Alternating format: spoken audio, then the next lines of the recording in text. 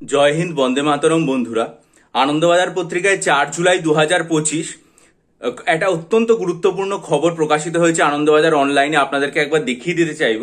খবরটা হচ্ছে এইটা, দেখে নিন আপনারা। কি বলা হয়েছে এখানে?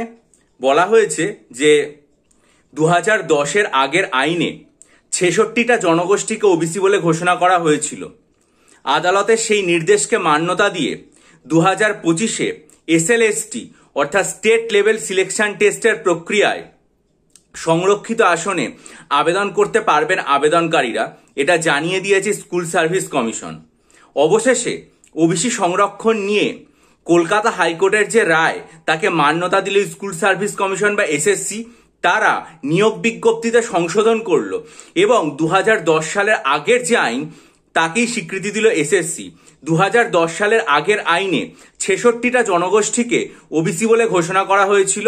আদালতের সেই নির্দেশকে মান্যতা দিয়ে 2025-এ স্টেট লেভেল সিলেকশন টেস্ট বা এসএলএসটির প্রক্রিয়ায় সংরক্ষিত আসনে আবেদন করতে পারবেন আবেদনকারীরা।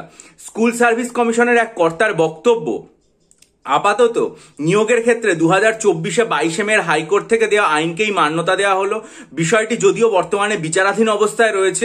ভবিষ্যতে যদি কোনো পরিবর্তন হয়, তাহলে সেই মতো নির্দেশিকা পরিবর্তন করা হবে। তাহলে আপনারা পরিষ্কারভাবে বুঝতেই পারছেন যে ওবিসি পোর্টাল যেটা বন্ধ রাখা হয়েছিল, সেটা পুনরায় ওপেন করে দেওয়া হয়েছে এবং সেখানে বর্তমানে হাইকোর্টের যে রায়, সেটাকে মান্যতা দিয়ে আপনারা অ্যাপ্লাই করতে পারবেন 2010 সালে যে জনগোষ্ঠী ছিল তার ভিত্তিতে। এটা একটা স্কুল সার্ভিসের ক্ষেত্রে অত্যন্ত গুরুত্বপূর্ণ পদক্ষেপ। অনেক পরীক্ষার্থী আমায় স্কুল সার্ভিসের ফর্ম ফিল আপ এবং এই সংক্রান্ত ব্যাপারে প্রশ্ন করে থাকেন।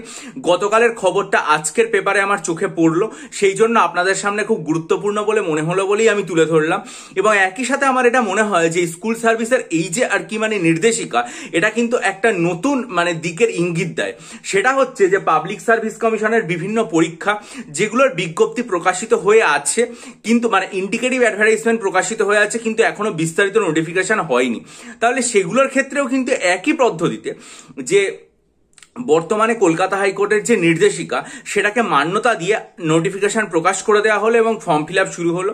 কিন্তু এখানে একই রকম ভাবে যেটা বলা হয়েছে যে ভবিষ্যতে, যেহেতু বিষয়টা বিচারাধীন, ভবিষ্যতে যেভাবে পরিবর্তন হবে, তাহলে সেই অনুযায়ী পরিবর্তন করে নতুন সুযোগ সুবিধা বা নতুন নির্দেশিকা জারি করা হবে। তাহলে একই রকম ভাবে ডব্লিউবিসিএস পরীক্ষা 2024, মিসলেনিয়াস পরীক্ষা, ক্লার্কশিপ পরীক্ষা, এমভিআই, তারপরে হচ্ছে আইডিও পরীক্ষা এবং অন্যান্য আরো যে 11টা ইন্ডিকেটিভ অ্যাডভার্টাইজমেন্ট বেরিয়েছিল, বা ধরুন মিউনিসিপাল কর্পোরেশনের যে পরীক্ষা রয়েছে, বা ধরুন কোঅপারেটিভ সার্ভিস কমিশনের যে পরীক্ষা রয়েছে, এই সমস্ত পরীক্ষাগুলো কিন্তু এই যে প্রসেস রয়েছে, সেই প্রসেস মেনে অনায়াসেই শুরু করা যেতে পারে।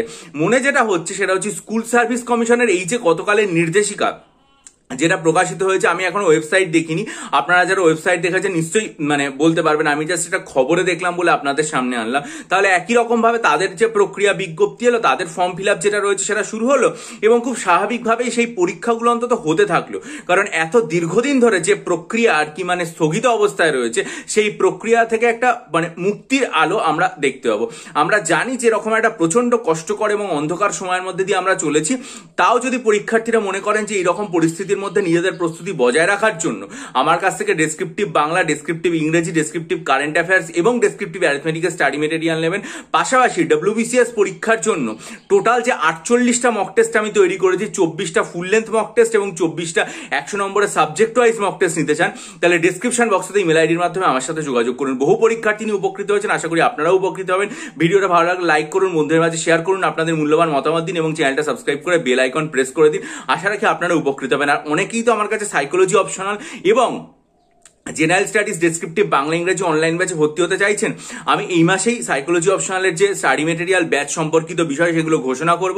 তার জন্য চ্যানেলে নজর রাখুন এবং পরবর্তী মাসে ডেসক্রিপটিভ বাংলা ইংরেজি কারেন্ট অ্যাফেয়ার্সের যে ব্যাচ এবং পুরো ডিটেল জেনারেল স্টাডিজের সম্পূর্ণ ব্যাচ, সেটাও ঘোষণা করব। আপনারা নজর রাখুন। আমি তার আগে অবশ্যই সাইকোলজি অপশনাল নিলে কিভাবে সুবিধা এবং আমার কাছে জেনারেল স্টাডিজ ডেসক্রিপটিভ বাংলা ইংরেজি সমস্ত কিছু বা পুরো জেনারেল স্টাডিজ ডব্লিউবিসিএস এর 2024-এর জন্য, তার সাথে ডেসক্রিপটিভ বাংলা ইংরেজি কিভাবে কিভাবে কম্বাইন্ড ব্যাচে আমি পড়াবো সেই সম্পর্ক ভিডিও এই চ্যানেলে কিন্তু আমি বিস্তারিতভাবে আলোচনা করবো। প্রত্যেক দিন আমাকে ইমেল এবং মেসেজ আসে, সেই জন্যই আজকে আপনাদেরকে জানিয়ে দিলাম যে আমি এইভাবে ব্যাচটা শুরু করার কথা ভেবেছি।